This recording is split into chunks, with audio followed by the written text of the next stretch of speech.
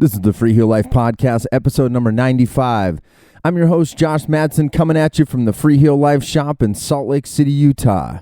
And what's up, everybody?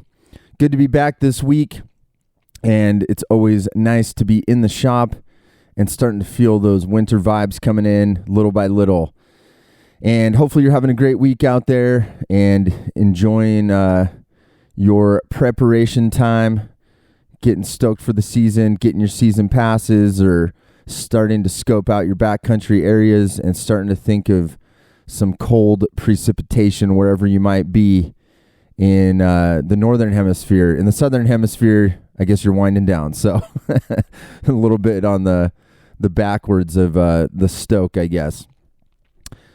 So starting things off with newsroom and notes.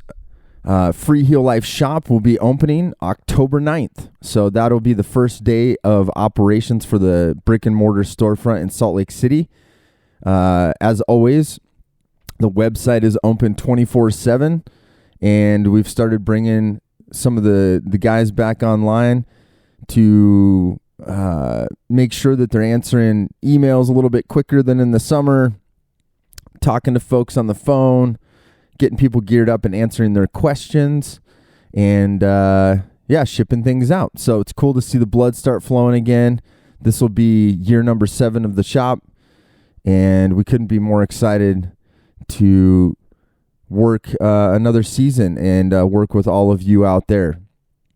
If you have questions for the crew, you can hit them up direct at customer service at freeheellife.com, and they'll get back to you as soon as possible. YouTube channel, we're starting to bring things back online there as well. Dosty's View is back on Tuesdays via our YouTube channel and our Instagram TV. So that's when Telemark skier editor-in-chief Craig Dosty breaks down a topic that's on his mind, something about the industry, and much, much more. So if you haven't checked that out, definitely subscribe and follow either one of those channels, and you can check that out every Tuesday. It's got tons of great information, and it's always great to get Craig's take on what's going on with gear, news in the industry, and more. So we'll be bringing some more of the regular scheduled program that we had last year as well, so you can keep an eye out for that. And we can't wait. It's been a really that's been a really cool platform, along with the podcast and everything else that we're doing. And it's been a great way to connect with people and hear people's comments. And I know that that's becoming an important place for people to communicate ideas. And it's a great place to see what people are thinking about all over the place. So thank you for being a part of that if you already are. And we'll look forward to seeing some more of you. New premium content to check out over on telemarkskier.com. Got Screws, the complete guide of Telemark binding mounting patterns. This is a phenomenal, this is straight out of the Craig Dosty book of technical gear stuff. It's as the title implies, it's a complete guide to Telemark binding mounting patterns, but it shows all the mounting patterns, kind of how they interact with each other. It's especially helpful if you're going to mount skis for a second or maybe a third time if you're really trying to squeeze something in there, and to see if you're transferring from one type of pattern like a standard 4-hole over to maybe like a 22 designs pattern, how those things interact with each other. If you're not a subscriber already, you can always become one and support telemarkskier.com. That's how it's driven. There's no advertising other than maybe us pushing some of our other sister stuff with the Free Heel Life shop, but it's supported by you out there, the Telemark skiers that are interested in getting the latest news and supporting premium content like this complete guide for Telemark bindings. There's also, you'll find more recently, an updated Rotofella Freeride Telemark binding review.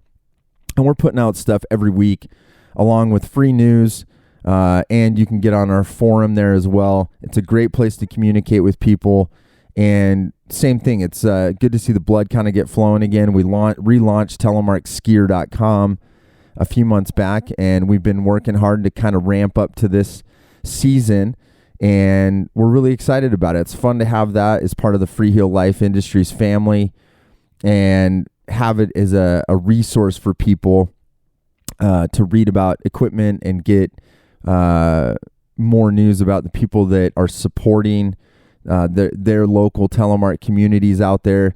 And that's really what that's all about, is having our own media that you can find out what's going on in the Telemark world. So thank you for subscribing if you're already a subscriber. And if you're not, please consider checking it out and let us know if you have any questions. Again, if you have any questions regarding telemarkskier.com, you can still reach out to the customer service line at customerservice@freeheellife.com, and we're happy to answer any questions on that as well. So my guest today is originally from Milwaukee, Wisconsin. He grew up skiing from a young age all over southeast Wisconsin in areas like Alpine Valley, Little Switzerland, and others. When he was still super young, his parents purchased a cabin in Big Sky, Montana, where he and his family would go for a few months every year to enjoy the bigger mountains of the West. His exposure to telemark skiing started when his parents learned how to drop knees out west in Big Sky and would come home to the Midwest to do it at their local hills as well. His parents would encourage him to try picking up telemark, but to no avail. He just wasn't interested. It wasn't until he himself moved out to Big Sky after high school to ski bum that he decided to pick it up for himself and started doing it full-time during the 2018-19 season. During the past 4 seasons, he began to hone his skills as a telemark skier at Big Sky Resort. Early on, he began freeheeling without poles, then later began using a small staff, and then during some hard snow cycles, began playing around with carving. His unique approach to carving involves wider skis, unlike the traditional race variety you may think of when talking about carving. He also fabricated some homemade hand pads, or deeks as he calls them, to allow him to lay over his turns while supporting his angulated body on these sliding hand discs. He spent the past season as a snow reporter at Big Sky Resort, keeping people in the loop about condition and what's skiing great on the mountain each day. So please welcome to the podcast, Mario Carr. All right, Mario, welcome to the Freeheel Life podcast, my friend. How's it going? Oh, it's going great, Josh. Thanks for having me. Yeah, I'm stoked, dude. Where are you at right now? You're somewhere in the Midwest. I'm taking it from our conversations. Yeah. I'm in Milwaukee right now. Ah, a fine city. I like Milwaukee. Yeah. Is that where you're from originally? Yeah, I grew up just outside of Milwaukee here in the suburbs, and Mom moved downtown here after high school. That's awesome, man. What was your local ski hill growing up there? Man, there's all sorts of different places around southeastern Wisconsin. Mostly places like Sunburst, Alpine Valley, Little Switz. Yeah. Yeah. Do you go as far as Wilmot? It seems like somehow I get all these. No, I've never made it there. Oh, you never made it to Wilmot? I guess it's a little ways away. No, I haven't done much exploring of the Midwest skiing. Just kind of like my little corner here of southeastern Wisconsin. Oh, that's rad, man.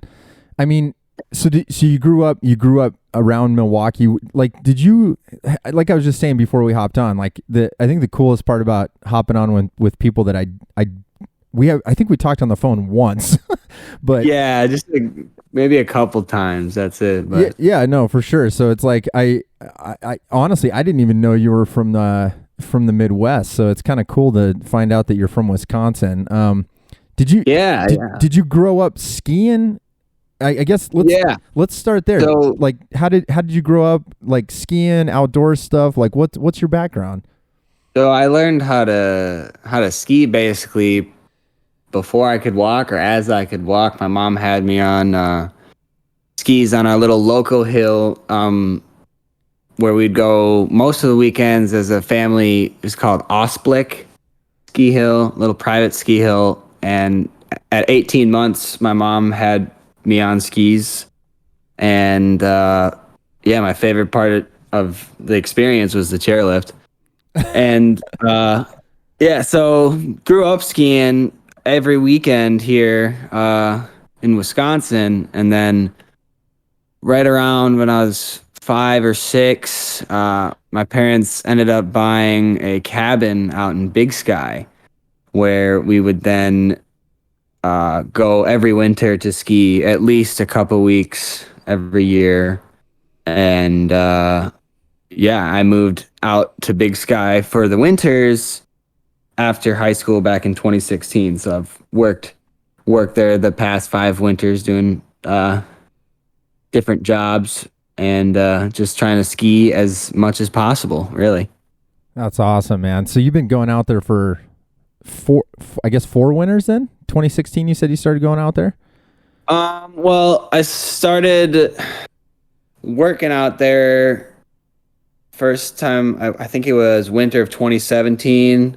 I started doing ski instructing there.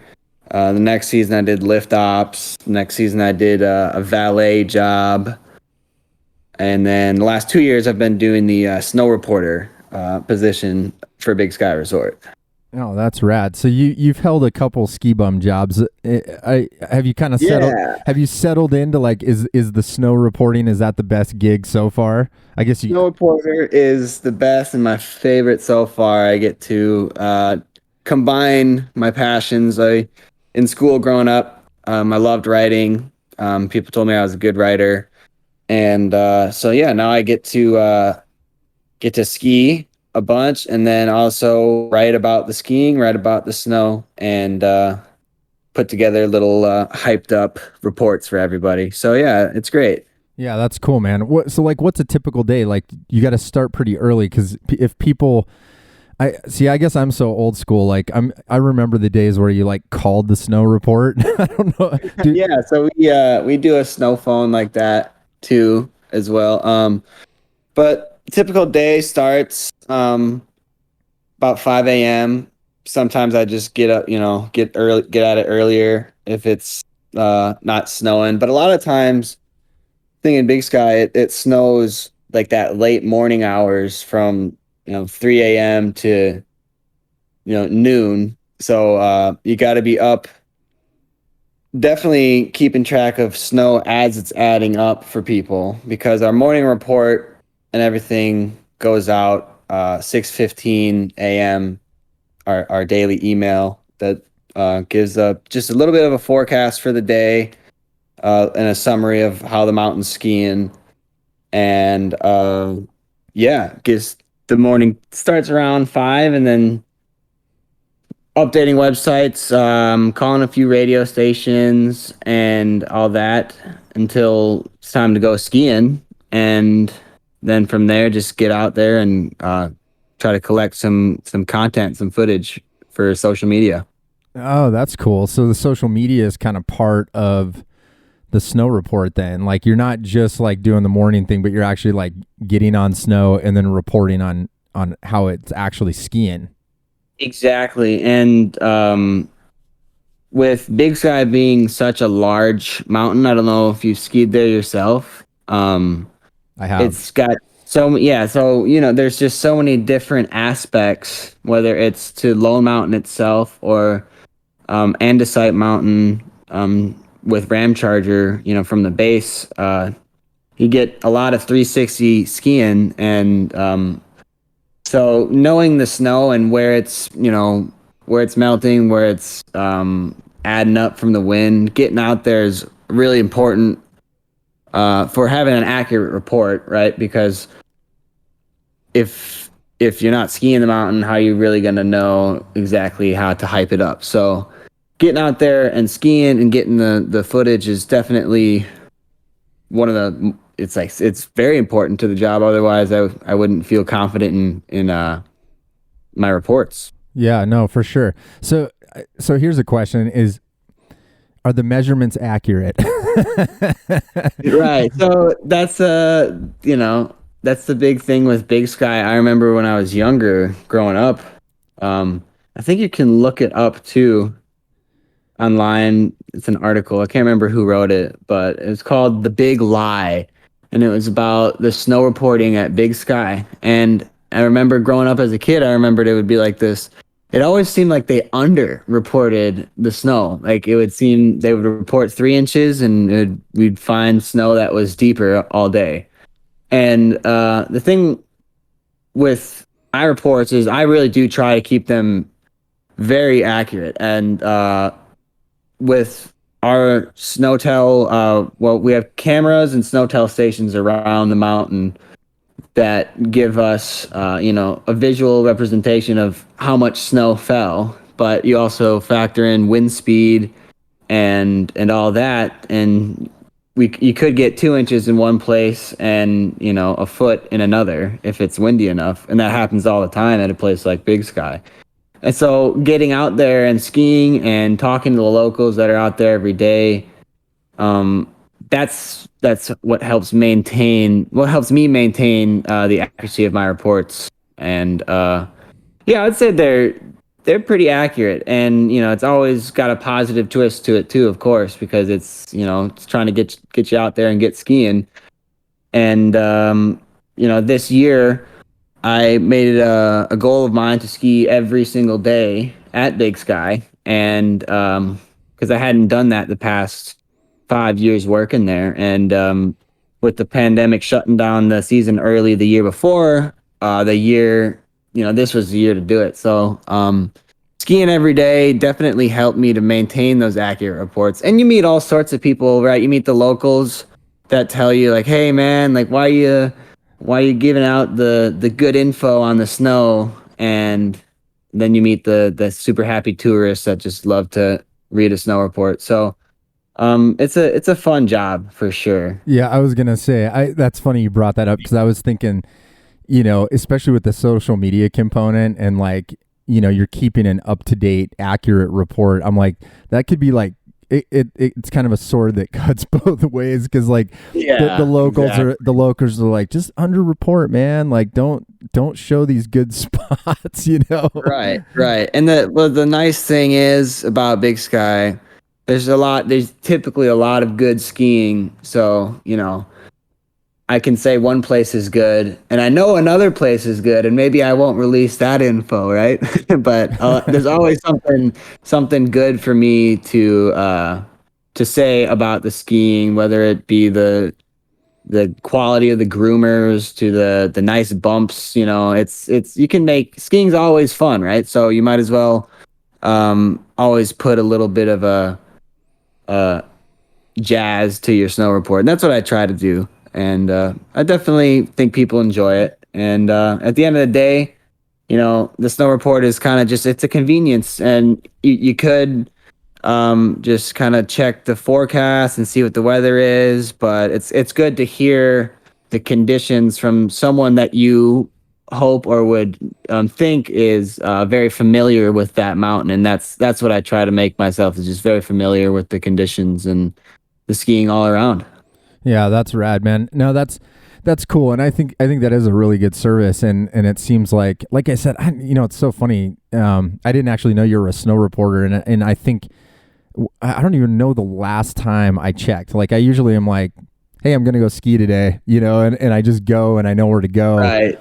But yeah, there's different kinds of people. Some people they ski every day and they check the snow report every day, and some people, very foreign concept to them, so. Yeah, no, for sure. And I've never been one of the guys that like tracks storms and stuff like that, but that is a big thing here in Salt Lake too, is there's like a Wasatch snow forecast guy. I mean, he has like an incredible following. I mean, everybody. Yeah, I've heard of stuff like that. Yeah.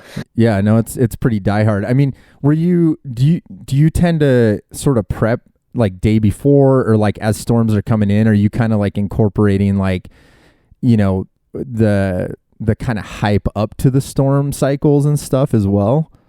To be honest, as a snow reporter, I strongly emphasize my position as a reporter and not necessarily a forecaster. So if we're going to get snow, I keep it vague. If we're going to get slammed, I might hype it up a little bit. But the worst thing is when you say we're going to get 6 inches and we get 2, and so that's why I just say, hey, we're going to get some snow. And then the next day, just skiing every day and checking the webcams throughout the days, even, in the middle of the night sometimes, just to see how the wind's blowing. Because sometimes, snow will pile up and then blow right off. And, we could get snow and you don't even know. So, yeah, I try not to forecast. It's definitely not what I like to do by any means. I really don't check the weather and for personal use ever, really. The only reason I check the forecast is for my job as a snow reporter. And my fellow snow reporter Joe Turner, who I think we've talked, Joe, right? Yeah, I was gonna say it's crazy that Joe too. That's like going back in a time machine. He showed me the snow reporter ropes, man. I met him on the ski hill when I was a lifty, and I was like, hey, who are you, man? Like, what do you do? And he's like, oh, I'm a snow reporter here for Big Sky. And I said, oh, I want to be you. I want to do that. And then it was like, cool, nice to meet you, man. Then next year, first day of work, Joe showing me the ropes. So yeah, he's a pretty awesome guy. And I was saying though, we with the forecast, we got a few different websites we like to check and different weather stations that are in the area, right on the mountain, whether they're for the resort or even like some websites, tap into the personal weather stations of some properties around the area. So we can really cross-reference a lot of different things. And that's what the job it has a lot of, is cross-referencing, whether it's like your skiing experience with the webcams, with the snow tells, with the weather stations that are dispersed all around the mountain on different aspects. Yeah, I was gonna say, like, if for those people that have not been to Big Sky, it's and I haven't skied as much on the Big Sky side as the Moonlight side, because you guys, I don't remember, how long ago was it? Do you know that they bought Moonlight on the backside?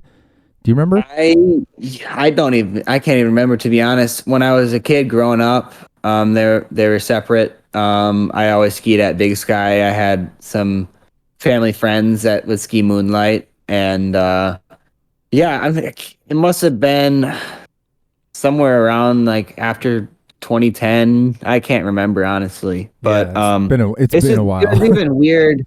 It was even weird that it was ever separated, honestly. I mean, sometimes we'd, like, skiing Big Sky, we'd try to ski some of Moonlight, and it was just the overlap of it was kind of awkward. It's funny to think they were separate resorts and at one time even. Yeah, because I had some friends that lived in Bozeman, and they're like, you got to come up and ski Moonlight Basin. And I was like, where? And then you get up on the headwaters, and it's basically, that one ridge line that separates the two, and you could ski off the other side into the, what is that main area, like the real famous peak that Big Sky has with the gondola? Just Lone Mountain is its official name, and that area in there, they just call it the Bowl. The Bowl, yeah. Awesome terrain, though. I mean, it's amazing. Yeah, and that Moonlight side, I mean, yeah, I haven't been there, honestly. It's been many, many years, obviously, because I'm talking like a dinosaur, but when Moonlight, that zone was killer. It's got some really cool terrain. Got some technical terrain, whether it's the trees or the chutes up high. It's really, really fun. I remember I didn't really ski Moonlight much growing up until I was in high school-ish, probably like 15 or 16, and then started checking out that area of the mountain, and I was like, wow, this is crazy. I can't believe I wasn't skiing this growing up. So yeah, it's sweet. Yeah, well, and that's got to be a cool experience. Like, you're growing up in Milwaukee, Wisconsin, and then you get to come out and ski Big Sky. I mean, that's That's about as Oh yeah. different of It gives- hills as you can imagine. Right. That's the thing. My mom grew up around here, and she would, and her family, she's one of 10 kids, and they'd go on these big ski trips. So she loved skiing, and she always wanted to have a ski in, ski out house. And by the time I come around, the youngest of three kids, they got that cabin in Big Sky when I was like 5. So we would just, some families look forward to their trip to Florida every year or Mexico. Every year we were going back to Big Sky to go ski for a couple weeks at least. And that was our vacation. That was our escape. And it's really fun growing up, skiing a little 500-foot landfill hill covered in ice. And then, 2-3 weeks out of the year, you get to experience some of the best big mountain skiing in the country. So I definitely fell in love with and got addicted to skiing really young, and have an appreciation for all kinds of skiing, whether it's park, snowboarding. I snowboarded park a little when I was younger, or racing. I did ski racing in high school, and eventually settled on, I think, what's agreeably, obviously the best, why we're even here, big mountain telemark skiing. And it's been a great life so far. Only 23. Can't wait to see where we're going next, Young man. I love it, man. Well, tell me exactly. So that's perfect, because I was kind of curious, like, what your background was. You've got some race background, you got snowboard, park, ice, big mountain, you're mixing it up. When did Telemark come into the picture? Were you seeing that in the Midwest, or was it later on that you kind of came across Telly? So my parents picked up Telly, I want to say when I was, 11 or 12, preteen-ish. And they just did it every now and then to make skiing here in Wisconsin more fun. And I think they learned it out west at Big Sky. And so, yeah, we'd go to our little ski hill, and my dad, instead of riding the chairlift, he would just bring his tellies and either skin or like walk up and telly down and just make it a workout, And my mom and dad were both always trying to get me to telly, and I was just like, it doesn't look fun. It looks lame.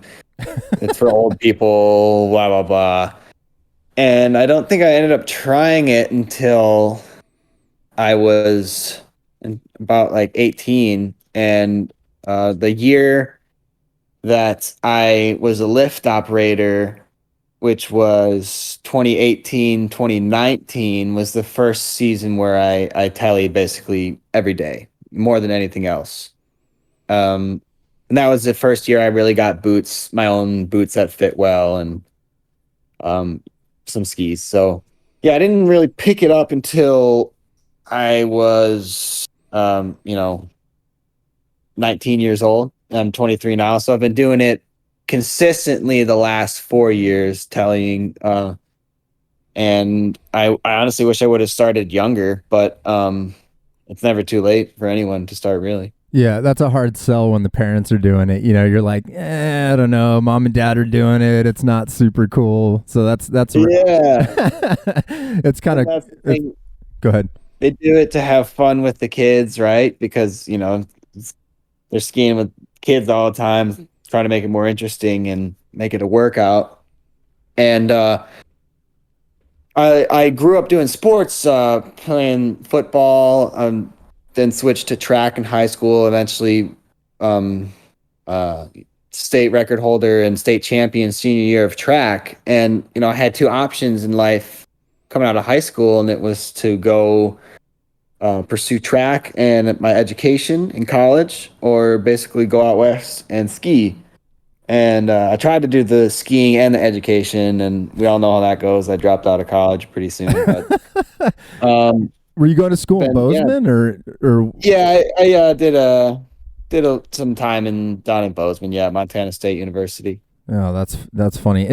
It's funny because I think high school sports, it's like, high school sports is one thing, but then obviously you were competing at a high level there, and then I think when you get to college, you start realizing like, maybe if I'm skiing this much, they're not going to let me ski, or that seems to happen a lot too. Yeah, and I kind of knew that. I had offers to run, at UW-Madison, and a lot of people were pretty, kind of surprised I wouldn't pursue track, but anyone that knew how much I loved skiing was very, they knew why I was making that decision to go ski out in Big Sky. And I'm still glad sometimes I miss competition, but the workout of telemark skiing kind of definitely made up for that.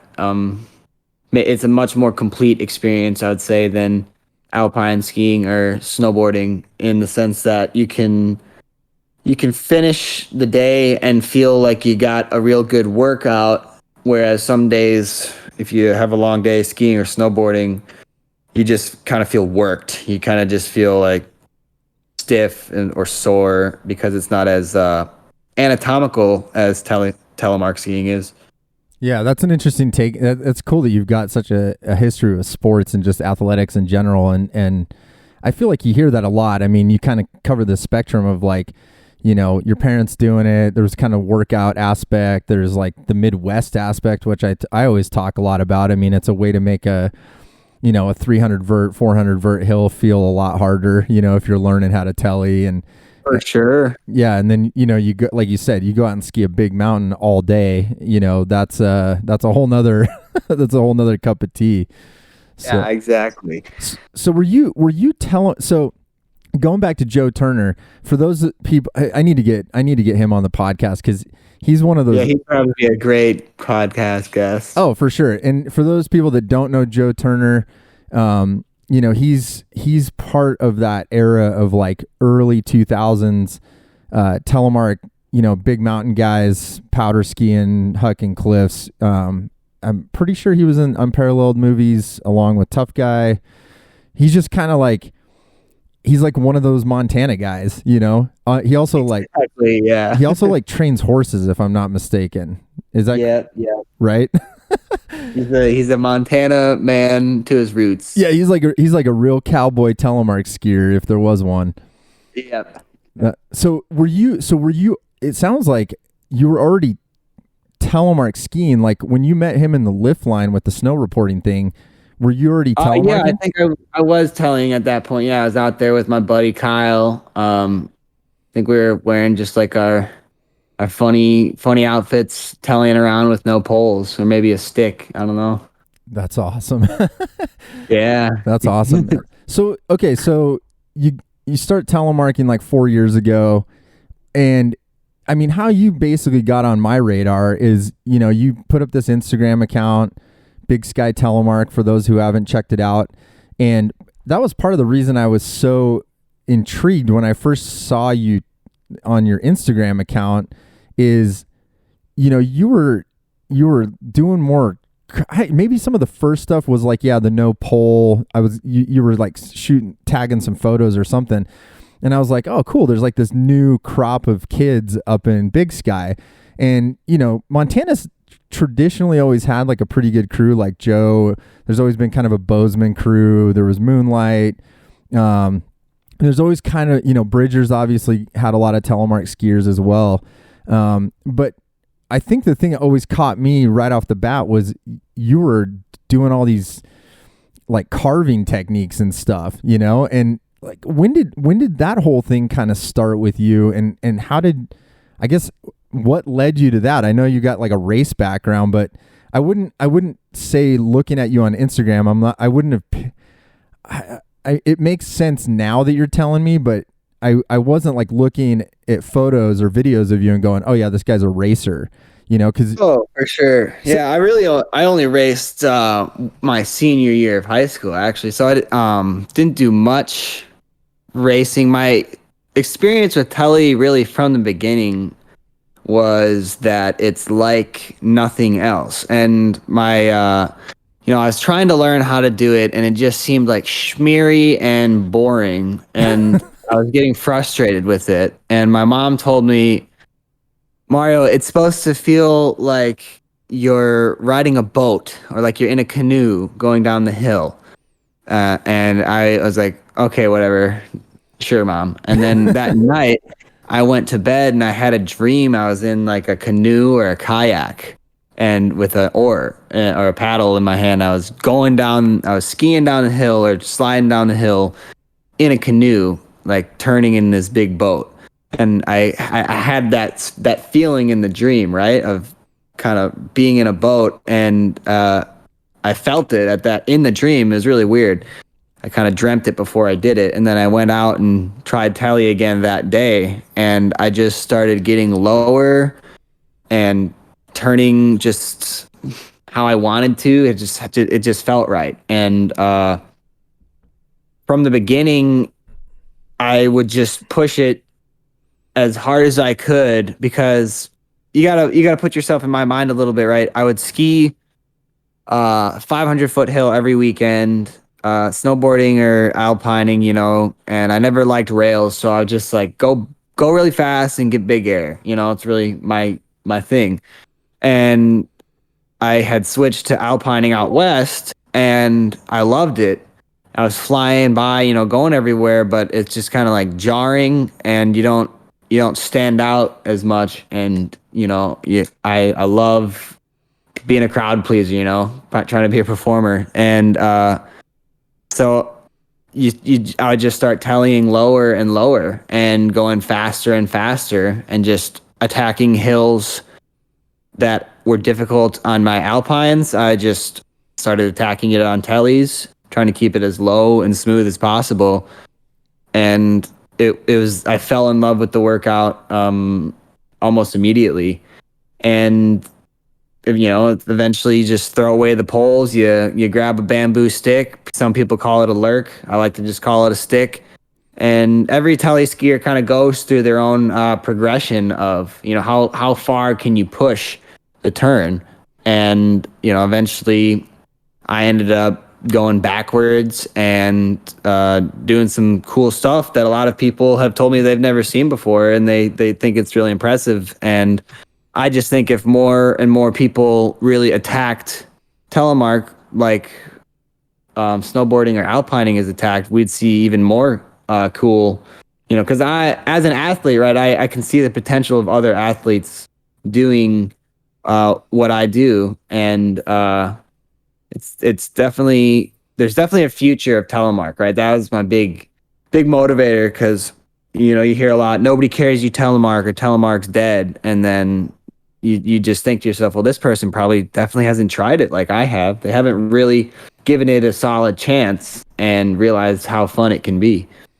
They hadn't had the canoe dream. That's what they need. Exactly. Yes, they need to ski in their dreams before they can actually ski. No, that's cool. And that's funny that you brought up the stick versus the lurk, because now that you're saying that, I feel like you were using like a shorter stick, right? You weren't using... I started with a full bamboo pole from the resort, just lying around, and I ended up obviously snapping a lot of those, whether in the trees or just going fast.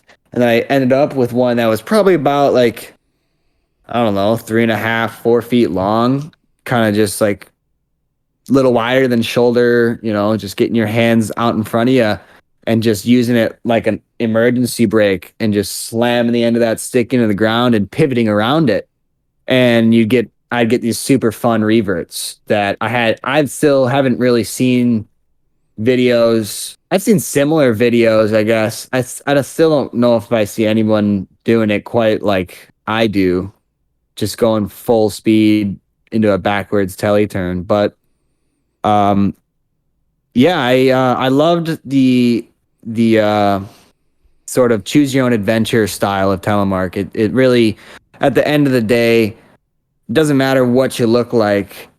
It doesn't matter if someone doesn't think you're doing it well or whatever. It's about how much fun you're having. And I happen to get a lot of fun out of a super tough workout and going really fast. So Tele is like the perfect combination of those things. Yeah, for sure. Yeah, that's interesting that you gravitated to the smaller stick, as you call it, because I don't know if you know this, but the people from Morgadell, where Telemark started, actually didn't use a lurk in the way that a lot of people think, like this long like stick. They actually, oh really? No, which is super funny that you're describing that you just kind of gravitated to that, because if you go back to the 1800s, the people in Morgadell actually they used a stick about that height, I'd say like 3.5, 4 feet, and it was more. Actually, the really good guys would only they only had it in one hand, and it was basically to pick snow and ice out of their boots. And it was actually sometimes they would only ski with a little pine bough in their hand to show their balance, to show that they were great at balancing off a jump and stuff. So it's funny that you kind of ended up there probably not even knowing that. So that's kind of a cool little tidbit.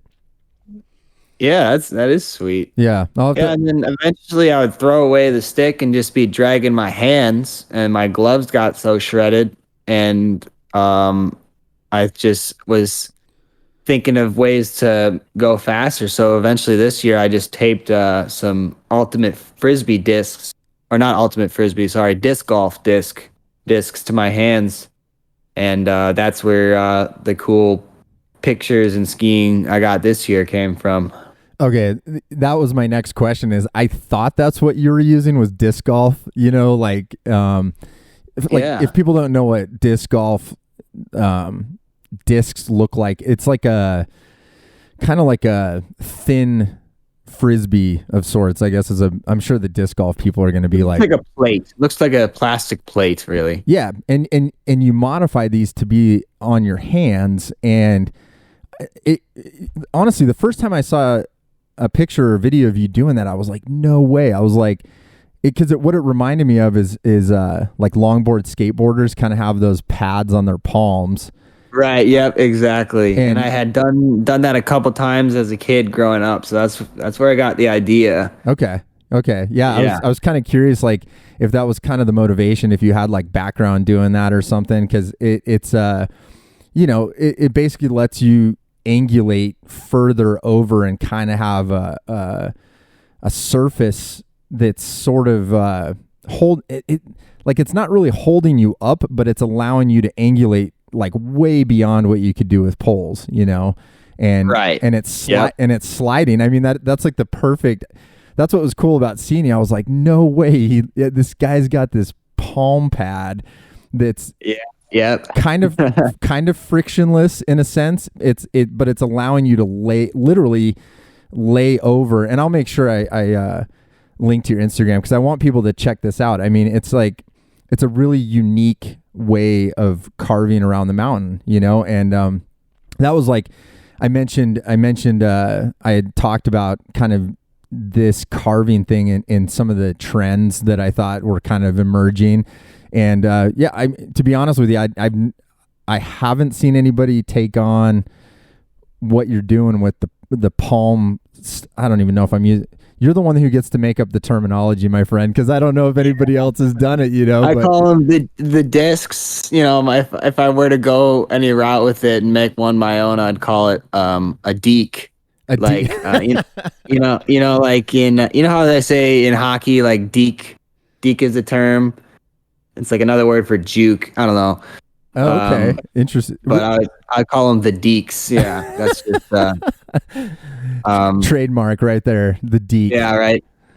So the motivation for that honestly came about, man, from just carving hard, being sick of poles, and the early season this year, like a lot of the Rockies was pretty slow, so we were just lapping groomers all day.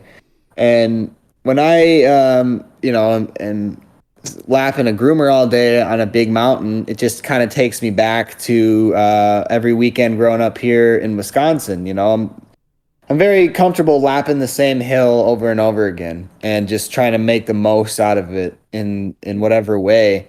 And like I said, my gloves were getting so torn up. I had thought about this idea before of just like having something slippery on my hands. And I know it would work because I had done the longboarding version of it. So I just slapped some duct tape on some discs and started just hitting ambush and tippies tumble at Big Sky over and over again, and pushing myself really every single turn. And yeah, I mean, I've had several people ski up to me and tell me it's like the coolest thing they've ever seen, like those words exactly. And I'm kind of like, all right, chill out, it's not that cool. But like it's definitely catches people's eye, and that obviously makes it even more fun than it is, right? When you ski by and everyone's turning their head and looking at you. So I really loved it from the start, and I ended up probably skiing with discs taped to my hands more days than I didn't ski with discs taped to my hands this year. So definitely changed my perspective on snow sports in general, and is a great way to incorporate the upper body into it. And I showed a few friends on tellies how to do it. One of my friends, Nick Gaffney, if he ever listens, he caught on pretty good by the end of it, and was definitely learning how to do it. And yeah, it's fun. I've got a lot of people asking me about it on Instagram, and they'll ask, like, I just haven't responded to everybody how I made it, because it's kind of like, it's funny how obvious it is. Like they're like, "What's on your hand?" It looks like a frisbee taped to your hand, and it's exactly that. Yes, it's nothing special.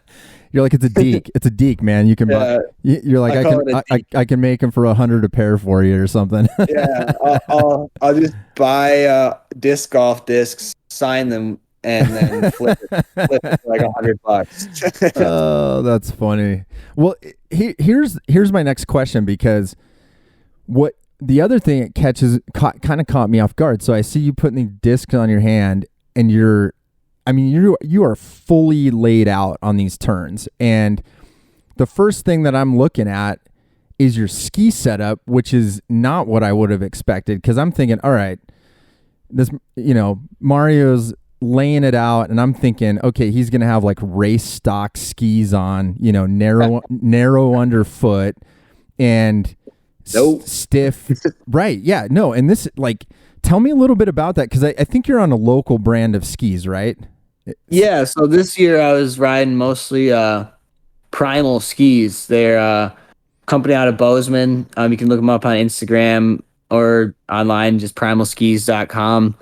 And it's really funny. I met the owner just on the chairlift the year before, and he was telling me he was just getting started making skis in his garage and hadn't really had a rep or anyone in Big Sky. And I told him, hey, I'm the snow reporter up here. I'd love to try your skis, because I have been riding line skis for the last, since I was a teenager. That's what I was riding. And I loved my Opuses and my Outlines, my Mortar, but I just kept breaking line skis. Because they're not designed for telly. No ski really. Well, I mean, there are some skis, right? But most brands aren't designed for just the 6 pins in the toe.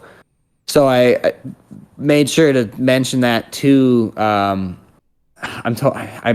his name's Brandon, I'm pretty sure, over at Primal Skis. Yeah. And I mentioned that to him. I was like, I'd love to give you some input on skis and buy your skis. Like, just so you know, I rip telly pretty hard and I keep breaking skis. So like, I need something that's not going to break.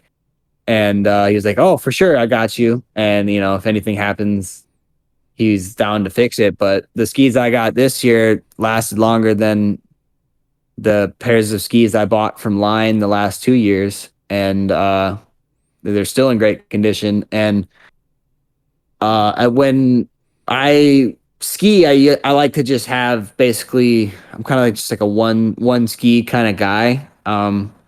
I don't typically have a, carving setup and a powder setup, because I'm the type of person, I'm always worried like, oh, if I get out there, I'd want the other ski. So I like to have the most versatile ski I can get, and I've just found that to be basically turning radius under 20 meters, and it's got to be like around 140 in the tip, or I think 130 is what my skis are at, and at least like 105. I think I'm at 110 underfoot. And these primals are super great. They're just traditional camber, early rise rocker, and just solid bamboo. And I love that in a ski. Just all those things makes for a super, super carvable ski. It's just something you want to get on edge and keep on edge. And I learned how to do or use the deeks, like the frisbee hand things. I started doing that on my line outlines this year, and I was having a lot of fun on those. But again, those just popped the binding right out the ski on a deep turn. And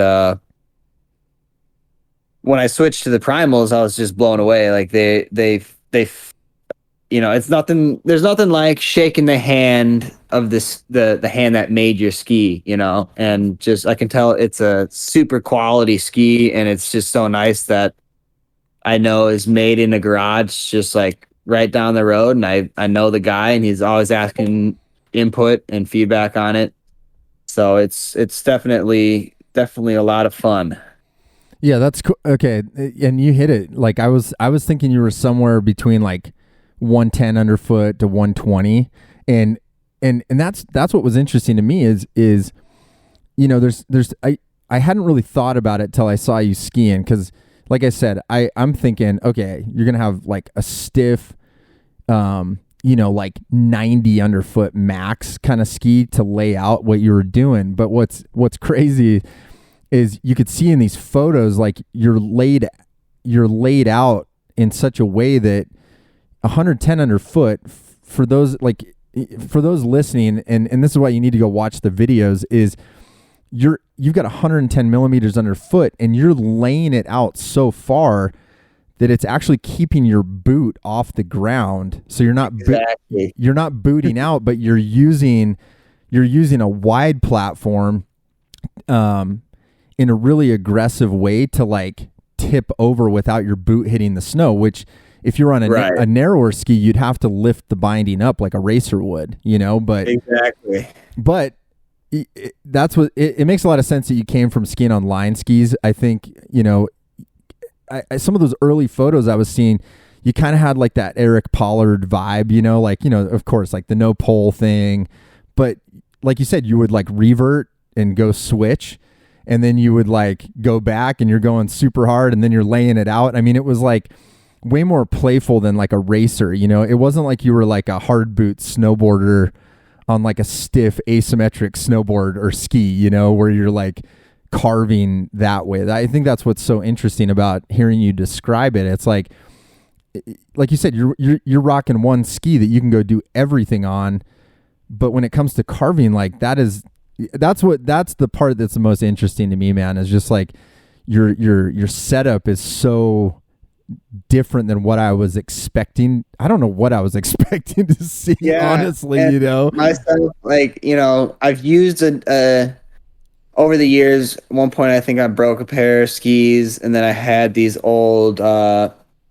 forget what they were, just like real skinny Volcals with some old, those like Black Diamond cartridge telly binding things. Mm-hmm.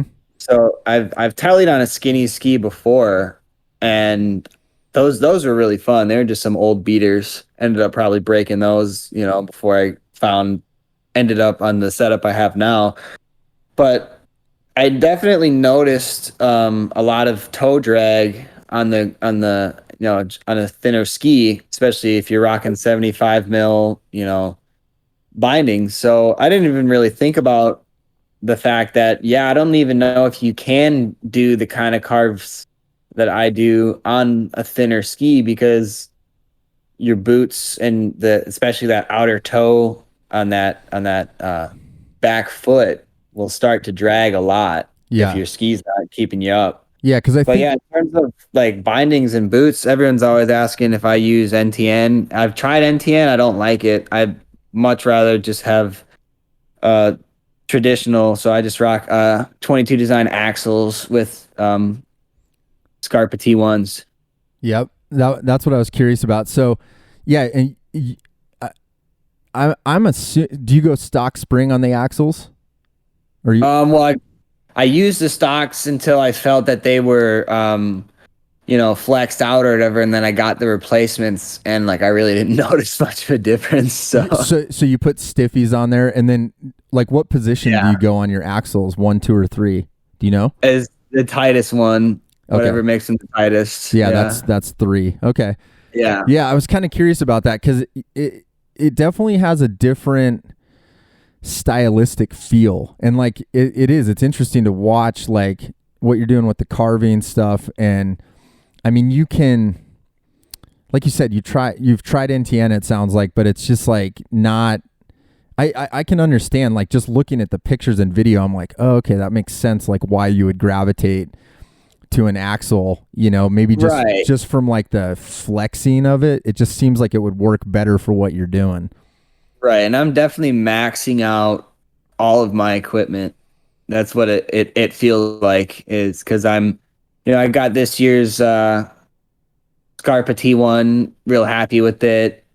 It's always hard to find a boot that fits my particular foot well. I got kind of a weird shaped foot, but the T1 has that nice big ankle strap on the boot. It just goes right over the bridge of the ankle, and I ended up just snapping that one turn, just mid flex. Bending down, and the cable on my boot snapped. And the bindings are holding up for sure, but I do kind of worry because like the plastic on the heel piece is starting to chip off, probably from just smacking each other on falls or whatever. But yeah, I don't know. I've seen other creative telemark skiers are out there. There's like that Telly John guy that does the park tally stuff and all that, but I just don't quite know how loose you can get with the NTN setups, just because whenever I'm using these 75 mil duckbill boots and the traditional bindings, I really can't picture it being done on NTN, and I still haven't seen it. So I'm not sure if it really matters or not. It's really just up to the skier at the end of the day. Yeah, for sure. I like how you're using the gear. I mean, that's always the debate. People are like NTN versus 75 mil. And I mean, it's cool hearing your take on it, because in order for you to create the type of skiing you want to do, I mean, it just works better, like it's giving you the flex. I mean, obviously, like you said, if you're snapping your instep strap, like that's a lot of pressure, dude. Right. Yeah. And it seems like, I mean, is that how it feels like when you're in those turns? I mean, is it just full maximum pressure? Like you're just. Yeah, it's like you're standing. One thing I do sometimes just for fun is like kind of a drill, right? Because I love ski drills, because I was a ski instructor for Alpine. They threw me right in teaching Alpine to adults the year I did do ski instructing. So I do appreciate like a good drill that's going to make you better at skiing. And one thing I like to do on my tellies is, just if I'm just shuffling along on a catwalk or just on a groomer, I'll drop a knee. Say I'm turning right, so I'm dropping my right knee down. I'll get my right knee down, and then I'll try to lift my left foot so that all my weight is then up on that uphill toe. Even if it's just for a second, you just try to lift that front leg whilst you're down on that back right toe. And I don't know if you can envision that or not. Yeah. But so when you are going for a full speed, just max out carve, it's all on that uphill toe. That the downhill leg doesn't get much of the weight until the back end of the turn. So you just honestly, man, I can try to describe it as much as I can, but it's like throwing yourself into a turn. You have your idea of a tele turn.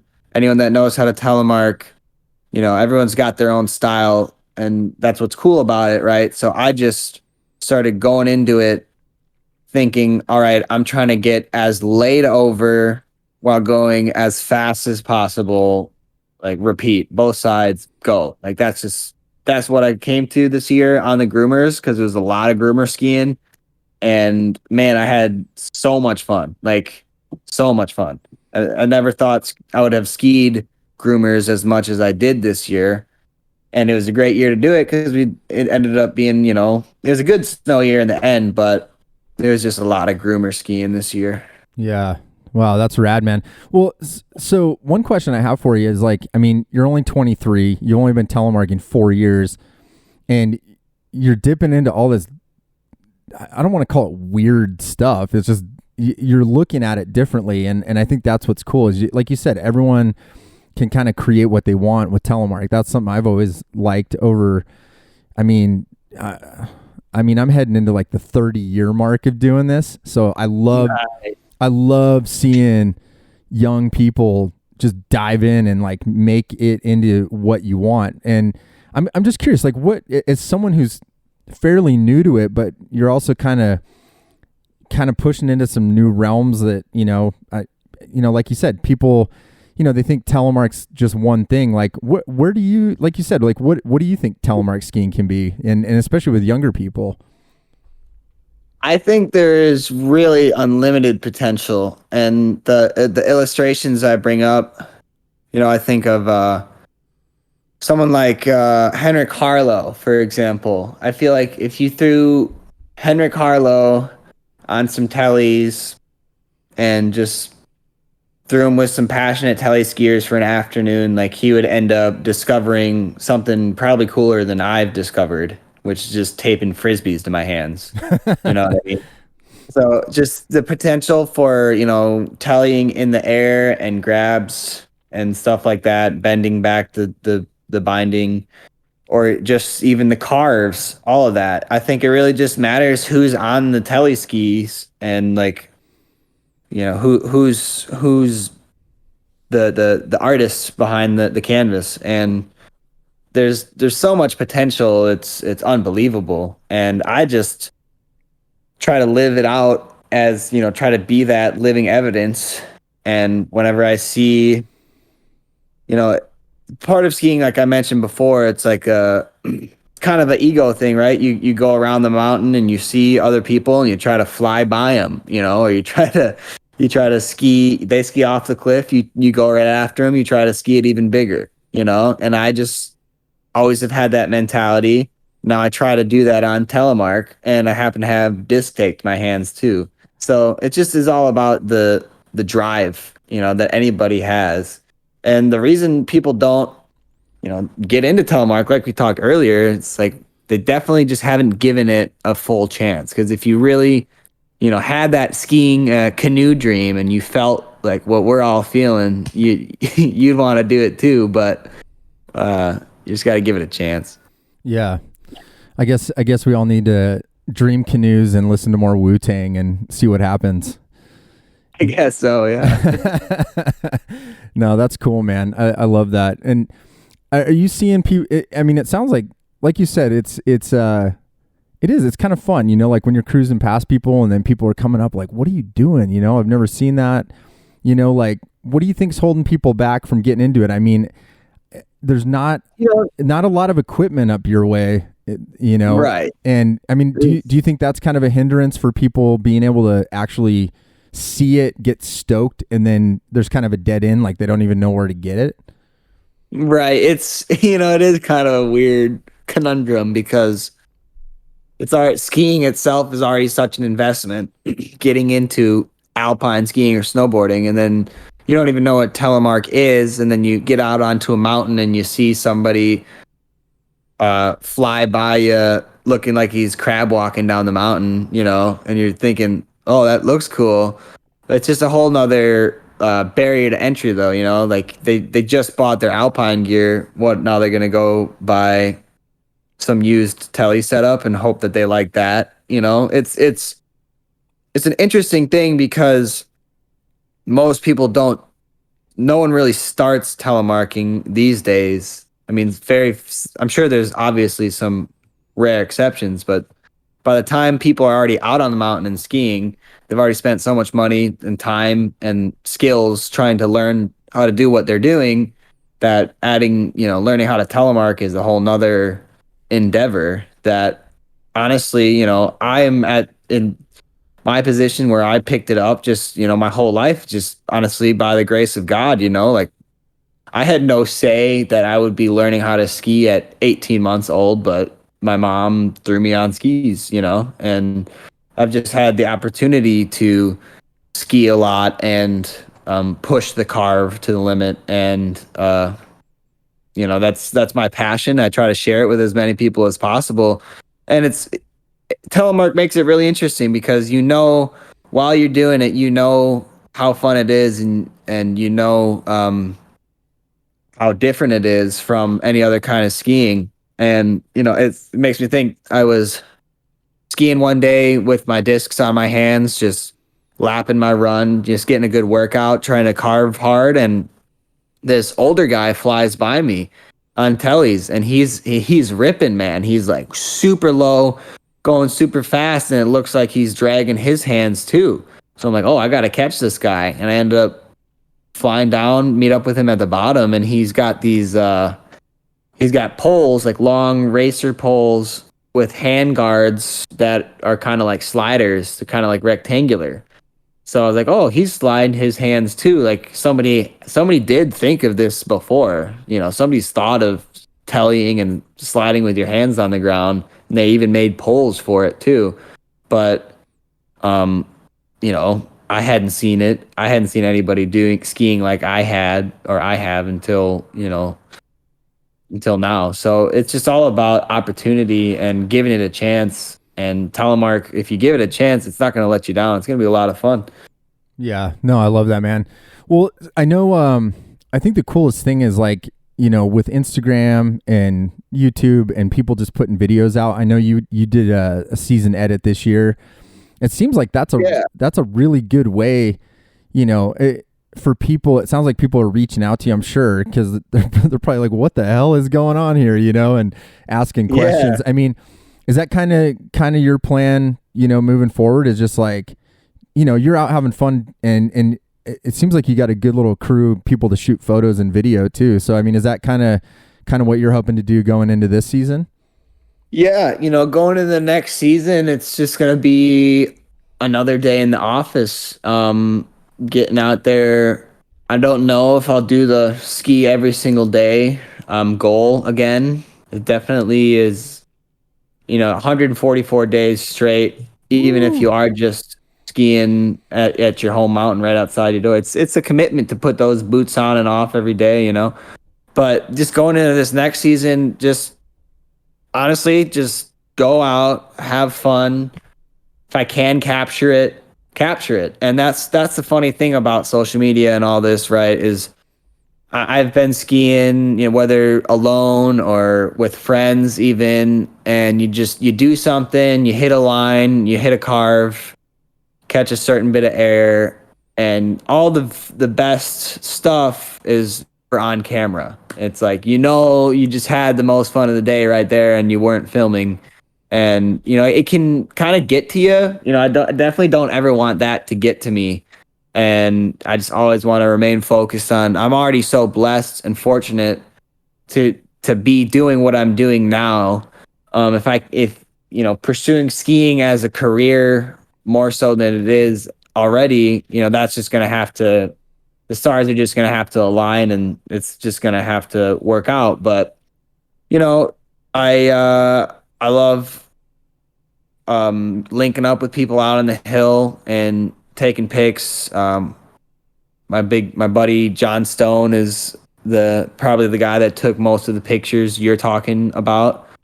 And like I said, man, I definitely would like skiing to be even more than what it already is to me, but I've just organically grown my Instagram to about 1,000 followers, and just to think, I don't know 1,000 people, but 1,000 people think my skiing is cool enough to give it a follow. And if I keep grinding away, something might go viral and we could hit something in that million view range, but it doesn't seem like anything with Telemark really gets that far for some reason. I'm not sure why, but we'll see. The Alpine algorithm is censoring you, man. No, it's gotta be, I guess. I don't know. They're suppressing the awesomeness. No, that's cool, man. People just don't get it, and once they see, they think it's cool, and they'll try it if they want, Yeah, no, that's awesome, man. Well, I think you're doing some awesome stuff, man. And man, it's been rad talking to you, and like I said, we hadn't even talked about this, and it's fun, as someone who watches what you're doing. I think it's really cool because like you've got your own take on it. You're having fun. And I think the coolest thing is, like you said, you don't ever want to replace having fun by sitting around shooting photos and video all the time, but you're doing enough that, I think that's why I brought it up as kind of like an emerging trend, if you will, is I think more people, not every day is a powder day, and I think this is right. Some of the stuff, I'm sure that you love skiing powder and everything else too, but I think this is a cool, I know we focus primarily on the carving stuff, but I think it really shows, like you said, if you try it and you catch the bug, it's something it's awesome, and it's wide open to your own interpretation of what it's going to be like. So I think you're doing some good stuff, man. It's pretty fun to watch. Thanks. I appreciate it. Yeah, for sure. Well, so where I'll put some notes, where people can find you, but why don't you tell people where they can catch some of these videos and photos and kind of check your stuff out? Yeah, for sure.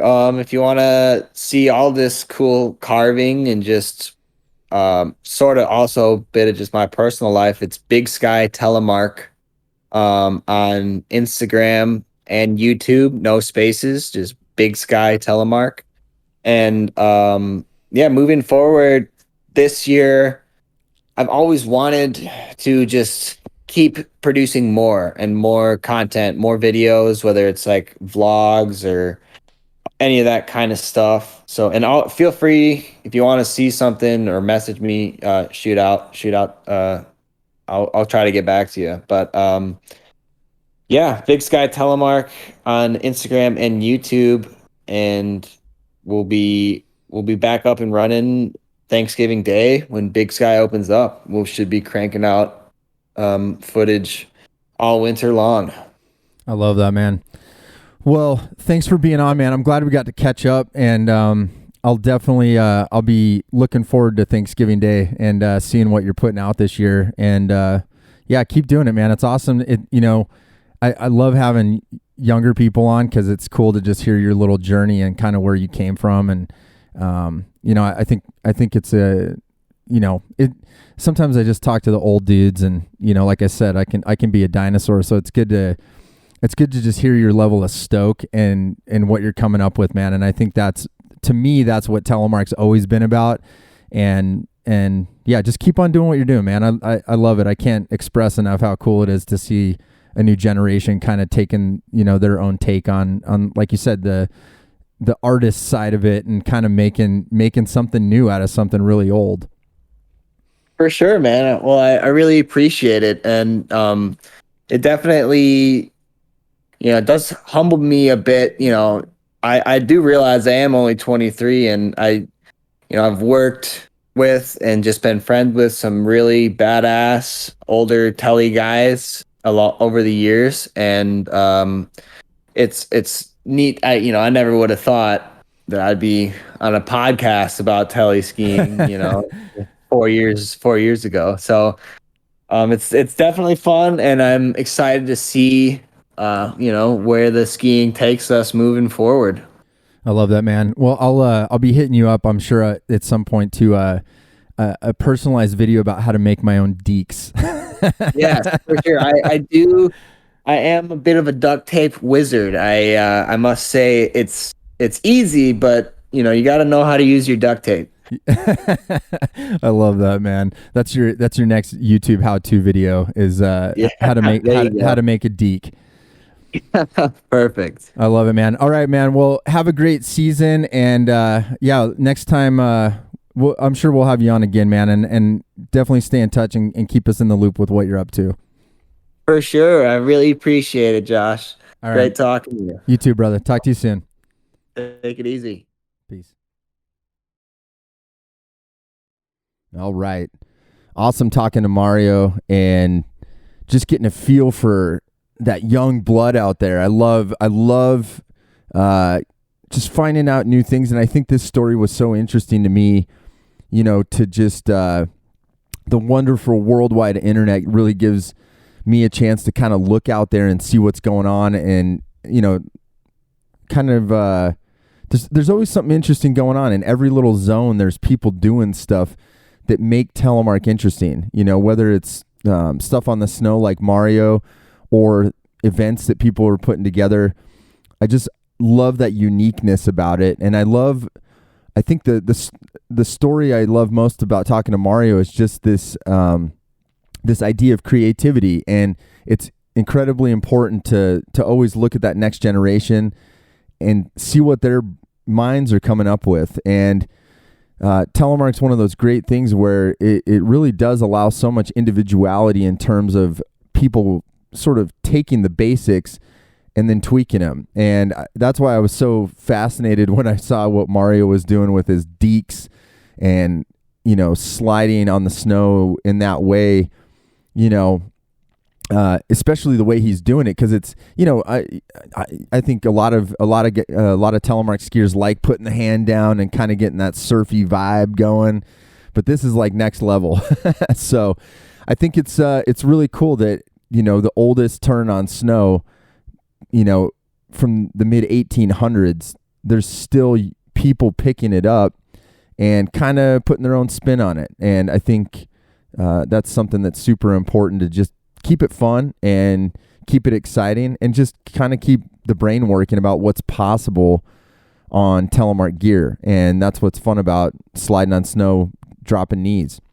So I really appreciate Mario taking the time to come on the podcast, kind of tell his story and let us know what's going on. So if you're up in Big Sky Resort, up in Montana, in the Big Sky country, be sure to look for Mario. I can't remember if he said he was going to be doing snow reporting again, but I'm sure you can find him either way. Maybe take some turns together.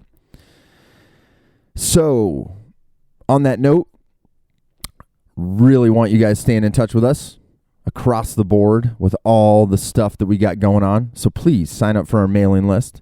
You can find the link in the show notes, and we would love to connect with you there about all things from the Free Heel Life family. That means the Free Heel Life shop, all of the products that we sell, all the information we put out, YouTube videos, podcasts, articles on telemarkskier.com, all the good stuff. So please become part of that, and we would love to have you there as well. How you can support us is along those same lines. We would love for you guys to shop at freeheellife.com for all your Telemark needs. Many of the products are starting to show up. The crew in the shop, they're starting to tell me what's coming in. And, this is into September, early October is when things really start heating up and start seeing the shop sort of fill up. October 9th, brick and mortar shop opens. So if you live in Salt Lake or Utah, or you want to make a pilgrimage to the shop, come on down. October 9th, 2021. We're going to get rocking and rolling here again. As as I talked about in the beginning of the podcast, you can support telemarkskier.com by becoming a subscriber there of our premium content. And we would absolutely love to have you be part of that as well. And you can always hit me up direct, podcast@freehilllife.com.